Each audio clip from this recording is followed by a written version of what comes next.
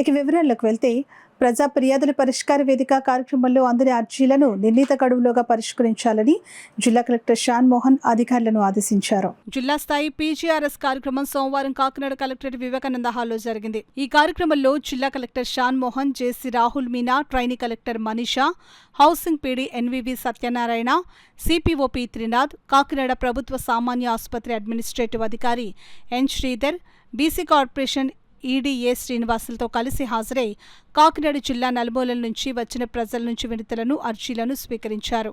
ఈ అర్జీలను ఆయా శాఖల అధికారులకు సూచిస్తూ వాటిపై సత్వరం సమగ్రమైన విచారణ చేపట్టి తగిన పరిష్కారం అందించాలని అధికారులను ఆదేశించారు.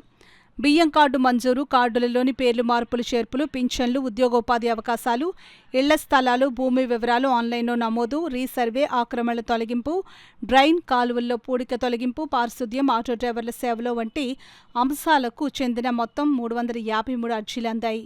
ఈ సందర్భంగా కలెక్టర్ షాన్ మోహన్ మాట్లాడుతూ ప్రతి సోమవారం ప్రజా ఫిర్యాదుల పరిష్కార కార్యక్రమాన్ని రాష్ట్ర ప్రభుత్వం ప్రతిష్టాత్మకంగా నిర్వహిస్తుందని అన్నారు. ఈ కార్యక్రమంలో అందిన దరఖాస్తులు, అర్జీలను క్షుణ్ణంగా పరిశీలించి నిర్ణీత గడువులోగా పరిష్కరించాలని అన్నారు. ఆయా శాఖల్లో నమోదైన అర్జీలపై అధికారులు ప్రత్యేక దృష్టి సారించాలని అన్నారు.